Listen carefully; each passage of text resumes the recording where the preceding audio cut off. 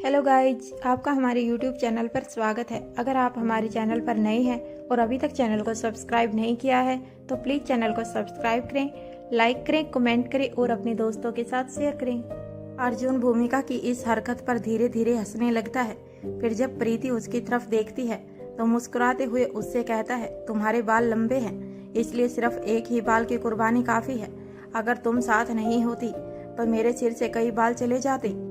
अर्जुन की बात सुनकर भूमिका बिना अपने चेहरे के हाव भाव बदले दबी आवाज में कहती है, क्या तुम दोनों अपनी बकवास बंद करोगे या फिर उसके साथ जो होने वाला है वह तुम्हारे साथ करूं? अब अर्जुन जवाब देता है, नो नीड, तुम जो कहोगी हम वही करेंगे। अब तक भूमिका उस बाल के छोटे छोटे टुकड़े करके उसे खाने में डाल चुकी थी और हाथ में लगी हुई चम्मच से उसे अच्छी तरह मिक्स कर देती है। भूमिका को ऐसे करते हुए देखकर प्रीति के चेहरे पर अजीब से भाव दिखाई देने लगते हैं, जैसे वह कहना चाह रही हो, क्यों खाने को बर्बाद कर रही हो? खाने की चीजों के साथ ऐसा कोई करता है क्या? इतने टेस्टी खाने को जाया मत करो।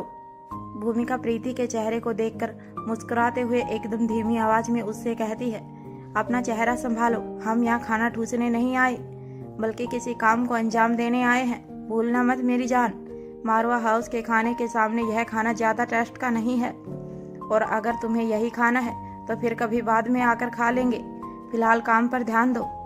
प्रीति मूक रूप से अपनी गर्दन हिला देती है। अब भूमिका बड़े ही प्यार से एक वेटर्स को आवाज लगाती है। वेटर्स भूमिका के पास पहुंच जाती है। भूमिका कहती है, क्या तुम्हारे यहाँ के शेफ अपनी हेयर को कवर नहीं करते? देखो इसमें क्या है। वेटर्स बाल को देखकर हड़बड़ा जाती है और वह कहती है, मैडम हमारे यहाँ हेल्थ और हाइजीन का पूरा ध्यान रखा जाता है, पता नहीं यह कैसे हो गया, मैं दूसरा मंगवा देती हूँ। ऐसा कहकर वह जैसे ही खाने को उठाने के लिए हाथ आगे बढ़ाती है, भूमिका अपनी जगह से उठ खड़ी होती है और बरसते हुए कहती है, तुम क्या कहना चाहती हो? यहाँ हेल्थ हाइजीन का ध्यान रखा जाता है तो यह बाल कैसे आया? क्या यह इतने छोटे छोटे टुकड़े मेरे बालों से आए हैं? क्या तुम्हें मेरे बालों का साइज दिखाई नहीं देता? फिर अर्जुन सिंह की तरफ हाथ आगे करते हुए आगे कहती है, या तुम यह कहना चाहती हो कि मेरे मंगेतर के बाल गिर रहे हैं? तुम्हारी हिम्मत कैसे हुई? तुम ऐसे कैसे कह सकती हो? मुझे तुम्हारे मैनेजर से बात करनी है, बुलाओ मैनेजर को। भूमिका की बात को सुनकर वेटर्स घबरा जाती है और कहती है, आई एम सॉरी मैडम, मेरा यह मतलब नहीं था मैडम। शांत हो जाइए मैडम। वेटर्स लगातार भूमिका को मनाने के लिए मैडम मैडम की ही रट लगाती रही, लेकिन भूमिका ने उसकी एक नहीं सुनी। वह दनदनाते हुए सीधा काउंटर पर पहुंच जाती है। इस भूमिका के हाथ में एक फोक कांटा था जिसे भूमिका ने वापस नहीं रखा था। उसी फोक के साथ भूमिका काउंटर पर पहुंच चुकी थी और शोर मचाते हुए कहती है, मैनेजर कहाँ है? हम इतने पैसे खर्च करके यहाँ इसलिए आते हैं ताकि हम बाल खाएं और ऊपर से यह भी सुने कि खाने में बाल हमने डाला है। आज ही डीएनए होगा, इस बाल को हम यही डीएनए करवाएंगे, हम इस होटल को बंद करवा दूंगी। तुम्हारी हिम्मत कैसे हुई मुझसे ऐसे बात करने की? मैनेजर! भूमिका का शोर सुनकर वहाँ स्टाफ के कई सारे लोग इकट्ठे हो जाते हैं और वह भूमिका को शांत कराने की कोशिश करते हैं। मैडम आप बैठ जाइए, हम मैनेजर को बुलाते हैं। मैडम आप शांत हो जाइए, जिसकी भी गलती होगी उसे प्रॉपर पनिशमेंट मिलेगी। मैनेजर साहब आते ही होंगे मैडम। आपको खाने का बिल पे करने की कोई ज़रूरत नहीं, हम आपको दोबारा से खाना बनवाकर कम्प्लीमेंट्री देंगे। प्लीज़ आप इस तरह से हाइपर ना हो। मैनेजर सर तक खबर पहुंचा दी है, वह आ ही रहे होंगे। लेकिन भूमिका को जितना शांत कराने की कोशिश की जाती, भूमिका उतना भड़क जाती। मुझे तुम्हारी कम्प्लीमेंट्री की कोई ज़रूरत नहीं। ऐसे होटल में मैं अपनी जेब में रखकर घूमती हूँ। मैं चाहूँ तो इसे तुरंत खरीद सकती हूँ। मेरी ही गलती है जो इसका नाम सुनकर यहाँ चली आई। वह हिंदी में कहावत है ना, ऊंची दुकान फीका पकवान, बस वही है तुम्हारा होटल। थोड़ी ही देर में मैनेजर भी वहाँ आ पहुँचता है। वह भी पूरी कोशिश करता है कि किसी भी तरह से भूमिका को शांत कर सके, लेकिन भूमिका किसी भी तरह से चुप होने के लिए तैयार नहीं थी। धीरे धीरे होटल में मौजूद सभी लोगों का ध्यान उसी ओर चला जाता है कि काउंटर पर कुछ बवाल मचा हुआ है। लेकिन अब तक भूमिका के चारों तरफ स्टाफ के इतने लोग इकट्ठे हो चुके थे कि भूमिका को कोई भी देख नहीं पा रहा था। केवल भूमिका की आवाज़ सुनाई दे रही थी। यह शिफ्ट चेंज किए जाने का वक्त था। यही वजह थी कि मैनेजर उसे वक्त पर वहां मौजूद नहीं था। वह ड्यूटी ऑफ होने से पहले कुछ फॉर्मेलिटी पूरी करने चला गया था। ठीक इसी वक्त नेक्स्ट शिफ्ट का मैनेजर वहां पहुंच जाता है। वह भूमिका को पहले से जानता था। वह जैसे ही कुछ बोलने की कोशिश करता है, भूमिका आंखों के इशारे से उसे इनकार कर देती है। वह चुप होकर पीछे हट जाता है। दरअसल वह होटल का पुराना वफादार मैनेजर था और मारवा परिवार के ज्यादातर सभी सदस्यों को चेहरे से अच्छी तरह से जानता था। वह यह भी अच्छी तरह जानता था कि भूमिका पुलिस डिपार्टमेंट में है। भूमिका के इशारा करने पर वह समझ जाता है कि जरूर भूमिका यहाँ किसी मिशन पर होगी, वरना अपने ही होटल को खरीद लेने की बात कौन करता है। मैनेजर काफी समझदार था, इसीलिए वह इस तरह प्रतिक्रिया देता है जैसे कि वह कुछ देख ही नहीं रहा और वहां से चला जाता है। तभी अर्जुन सिंह भी भूमिका के पास पहुंच जाता है और भूमिका को शांत कराने का नाटक करने लगता है। Come down baby, it's just a mistake. भूमिका कहती है, मिस्टेक को मिस्टेक की तरह एक्सेप्ट किया जाता है। इनका तो कहना है कि यह बाल भी हम अपने साथ अपने खाने में मिलाने के लिए लेकर आए हैं।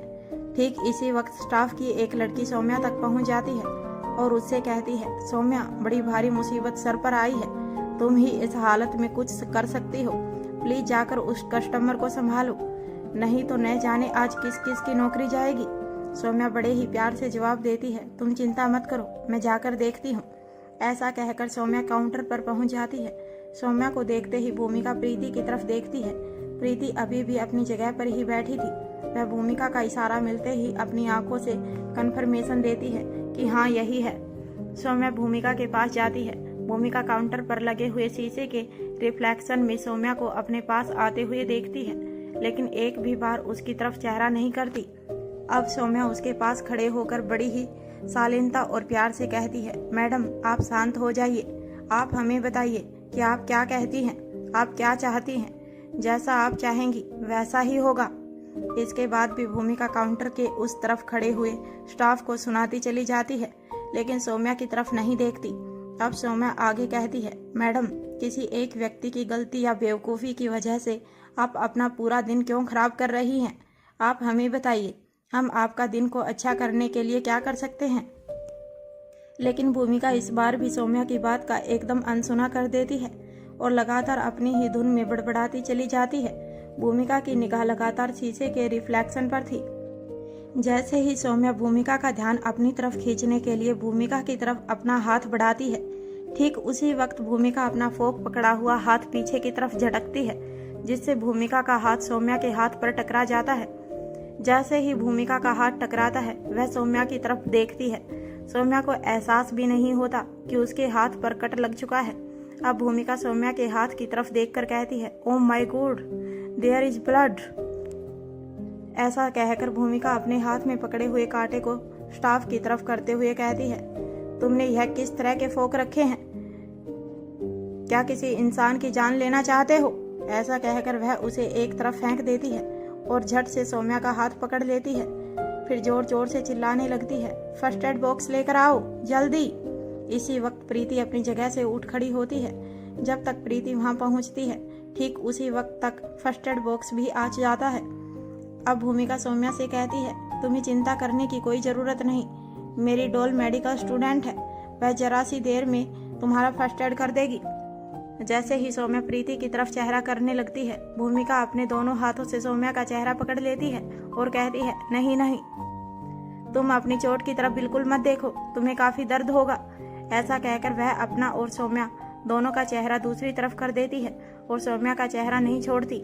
फिर सौम्या से कहती है, मुझे बेहद अफसोस है, मेरी वजह से इतनी खूबसूरत लड़की को चोट लग गई।